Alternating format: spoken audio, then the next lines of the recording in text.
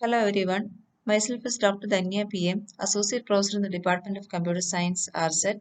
Today I'll be dealing with the topic System Softwares. Now you can see in the figure, system software actually is an interface between the computer hardware and the application software. When you talk about computer hardware, it includes your CPU, your hard disk, memory, input output devices like mouse, printers, etc. Now, when you take the case of application softwares, it include a variety of programs like the computer games which you play, the Microsoft Word processors, databases, Microsoft Excel sheets or other spreadsheets, and the internet browsers which you use, namely the Google Chrome, Mozilla Firefox, etc. So, a system software exists between the hardware and application software.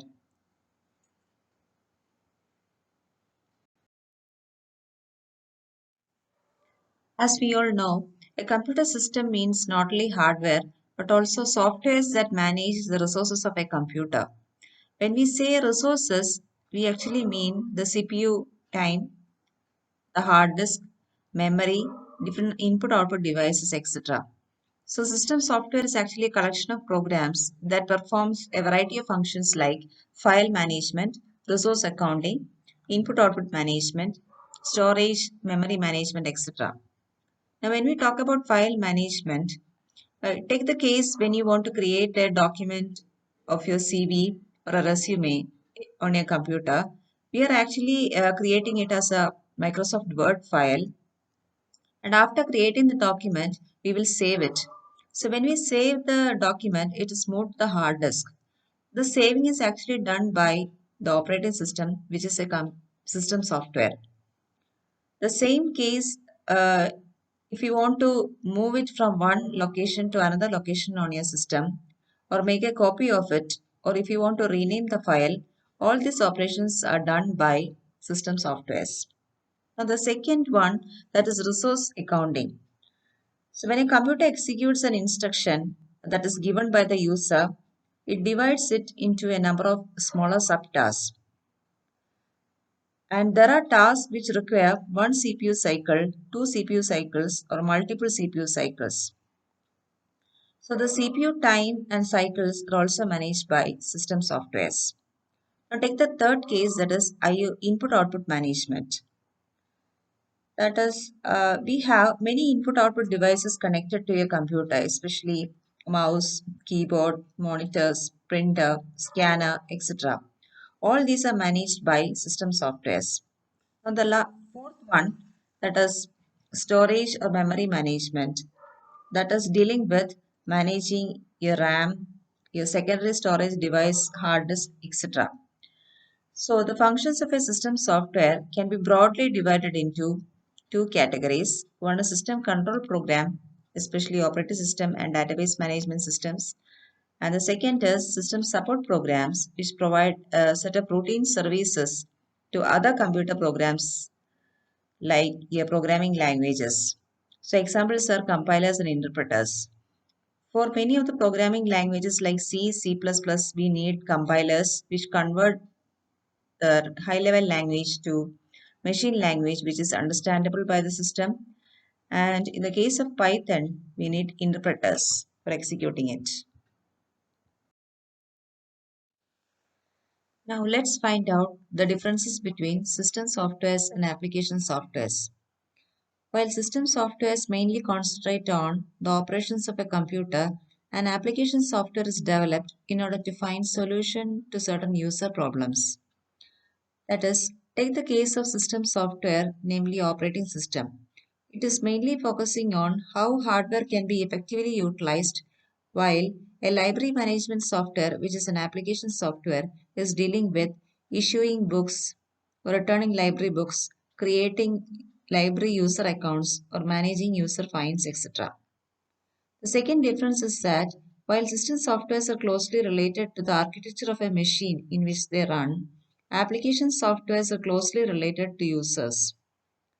Take the case of a system software, namely assembler. The assembly level instructions are very much dependent on the size of the registers, but the working of a media player or the MS Office is not bothered about the underlying hardware. While some system softwares take as like assemblers are translating instructions from one form to another, application softwares are not doing any kind of language translation. Finally, since system softwares are concerned with the resources of the computing system, they may not have good user interface. But application softwares like hospital management system may have a very good user interface. Now let's see the different types of system softwares. First of all, let us see assemblers. Assemblers are language translators. It converts assembly level language to its equivalent machine language. A computer can understand only machine level instruction in the form of ones and zeros. So an assembler converts a program written using assembly level instruction to its equivalent machine code. Let us take the example of STL. STL is an assembly level instruction which means store. It is converted to its equivalent machine code 14 and finally to zeros and ones. The design of an assembler depends on the language it translates, language it produces, and also the instruction formats available. So when we say instruction format, we mean that some instruction may be of length 1 byte, some will be of length 2 bytes, some 3 bytes, etc. Otherwise, some instructions may be dealing with memory addresses or some may be dealing with data directly.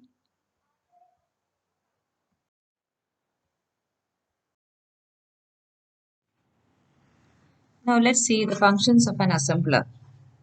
Firstly, it converts encoding operation codes to machine code. As an example to this, we have already seen the conversion of STL to 14. Secondly, it converts certain symbolic operands to the machine address. That is, a computer memory is having many locations, each with a unique address. So, in the given example, RETADR refers to a memory location with the address 1033. So, whenever the assembler encounters the word RETADR, it will be converted to its machine equivalent 1033. Thirdly, it will build machine instructions in the proper format by combining the operation code part and the operand code part. An assembler also converts data constants to its internal machine representation. Example, EOF, which means enter file, is converted to 454F46. Finally, an object program in machine format is created. Now, the second system software we are going to study is a linker. A linker is a system software which merges several object files together. These object files are the outputs of an assembler. There can be certain assembly level program which references other assembly level programs. In such a case, all such object files are linked together to get an executable file. Also, certain programs may use mathematical functions for which we need to link the math library also. So a linker links not only the object files but also the math library to get the executable file.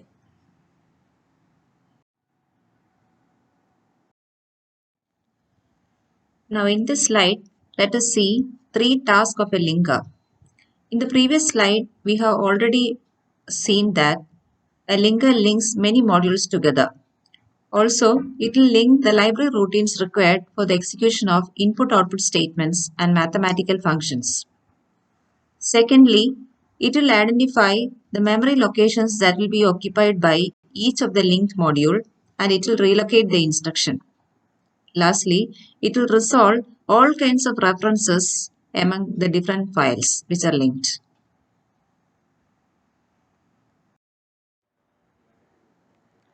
The third system software we are going to learn is a loader. As the name implies, a loader loads the executable file from the hard disk to the memory and start its running. In the given figure, we can see that a source program written in assembly level language is given as input to an assembler. Now the assembler will convert it to an object program. Several such object programs are linked together along with the library routine to create an executable code. This linking is done by a linker. Now, the output of the linker will be residing in the hard disk. From the hard disk, this executable code is taken to the correct memory location in RAM by the loader. The fourth system software we are going to see is a macro processor. A macro is nothing but a group of statements in the source programming language. So in the given example, you can see on the right hand side, you can find a macro definition which is written within two keywords, macro and emment. The name of the macro is INCR. So in the source program, wherever you have the INCR, it is considered as a macro call, and that call will be replaced with the statements within the macro, and you will get an expanded code. So this macro expansion is done by a macro processor. A macro processor replaces a macro call with a certain set of statements, and this expansion is called macro expansion. So macros allow a programmer to write shorthand versions of a program. So in the given figure, you can see that a macro processor is taking a source code with macro calls, and it is creating an expanded code as an output. This expanded code is given to a compiler or an assembler in order to create an object program. Now we will see text editors. You may be knowing text editors like Microsoft Word as application softwares. But there are certain text editors which come under the category of system softwares. Examples are Notepad and WordPad. They help us to compose, organize, study, and manipulate information. Now, this information can be in the form of text, equations, tables, diagrams, lines, photographs, etc. And when you take the case of a text editor, it will be having many components like editing component, traveling component, viewing component, etc. So the document editing process consists of several steps like selecting the part of the document to be viewed and manipulated, determining how to format it, specifying and executing the operations that will modify the document, and creating the updated view. The next system software we are going to learn is a compiler. A compiler converts high-level language into low-level language. Now, when I say high-level language, we mean the languages like C, C++, Java, etc. So, as you can see in the figure, a compiler takes as input a source program which is written in high-level languages like C, C++, Java, and it is converted to an executable program. Now, when we supply data to such an executable program, the program creates output. This slide actually demonstrates the different phases of compilation. Now, as I said, a compiler is converting a source program into a target program.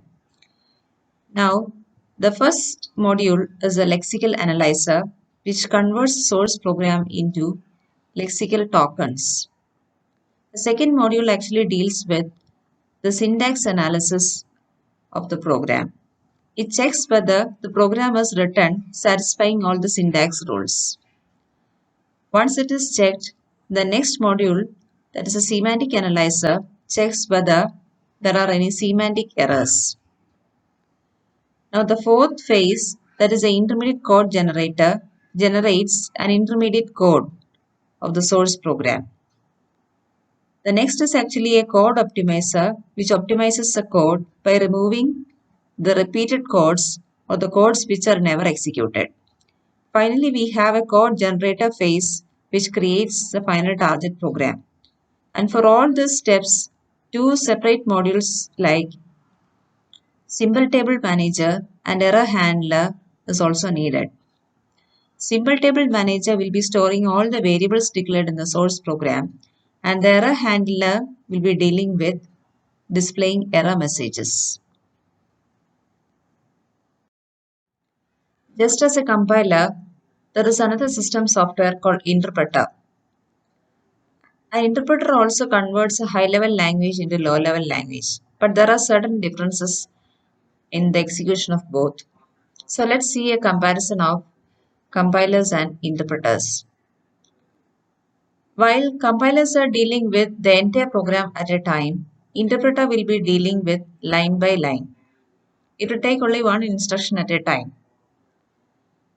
Now, when we consider the output of a compiler, the compiler generates an intermediate object code, but an interpreter does not produce any intermediate object code.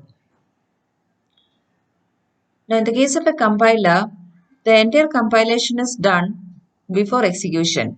But in the case of an interpreter, this compilation and execution takes place simultaneously. When we compare the speed of both compilers and interpreters, compiler is comparatively faster, but interpreter is slower. Now, since the intermediate object code is created, a compiler requires more memory. But in the case of an interpreter, it requires less memory. Now, when we compare error messages, compiler will be displaying all the error messages together at the same time, but an interpreter display error messages line by line. Now, in the case of a compiler, since all the messages are displayed together, it is difficult to find out the exact location of the error. But in the case of an interpreter, since there is line by line execution, you can easily identify the location of the error. Now, the high-level languages which uses the compiler are C, C++, C hash, etc. And the high-level languages which uses interpreter are Perl, Python, Ruby, etc. Now we'll see the system software, operating system. Operating system is a system software that manages the resources of a computer. All of you may be having several devices at your home, namely PC, laptop, mobile, etc. And these devices are installed with operating systems like Windows, Linux, or Android. So we'll see the different types of operating system. First one is a single job system. In a single job system, it will run jobs of only one user at a time. Examples are Windows 95 or Windows NT or Android. Now, in a multi-programming system, several user jobs can be executed simultaneously. Examples are Unix, Linux, mainframes. Now, in the case of a multi-processor system, more than one CPU can share a common memory. Such operating systems are Windows 2000, Windows XP, Unix. And yet another category is network operating systems, where several systems are networked together. And users from remote locations can log into that network from remote machines. This network operating system runs on a server and it will be connected to many clients. So the basic purpose of a network operating system is to allow shared file access and other resource access. Examples of such operating systems are Microsoft Windows Server 2003, Microsoft Windows Server 2008, Linux, Unix, etc. Now we'll see another category of operating system called distributed operating system. So in the case of a distributed operating system, there will be many hardware and software resources which are distributed among several systems. But the user will view the entire network as a single system. User is actually unaware of the machine on which his program is running or the machine on which his data is stored. Examples are Solaris operating system by Sun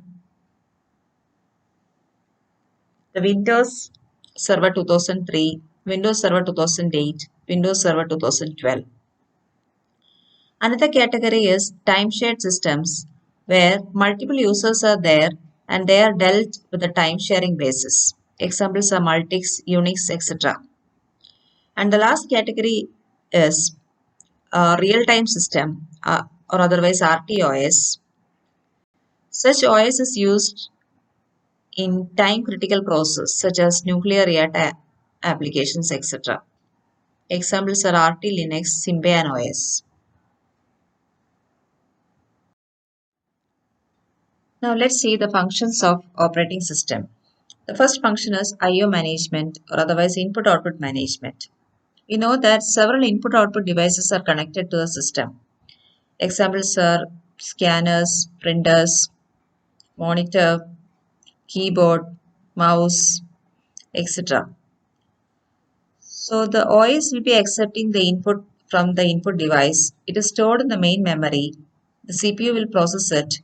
And finally, the result is given to the user through the output devices. The second function is memory management. We all know that memory is consisting of a number of locations. And the operating system will be determining the amount of memory required for a particular program or required for storing data. OS allocate the required memory to load the program and data into the random access memory. When the program terminates, the same memory area can be made free and it can be allocated for other programs. The third function is file management, which is managing files in the system with a proper directory structure.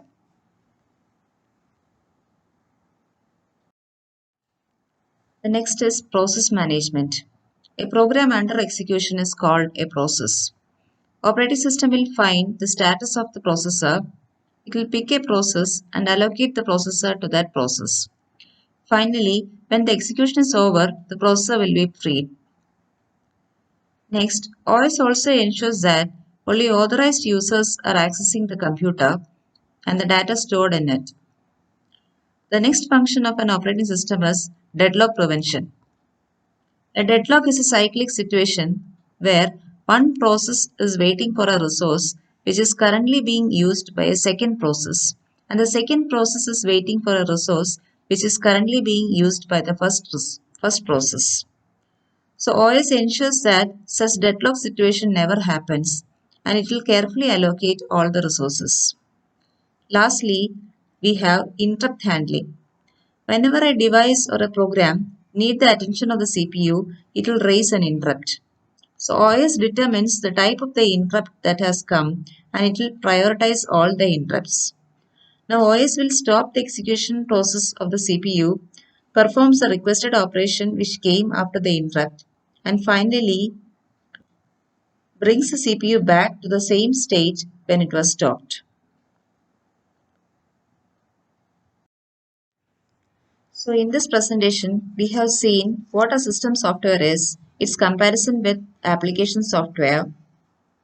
We have also seen different types of system softwares like assemblers, linkers, loaders, macroprocessors, compilers, interpreters, text editors, and finally operating systems. We have also learned different types of operating systems and the various functions of an operating system. Hope the session was informative. Thank you all.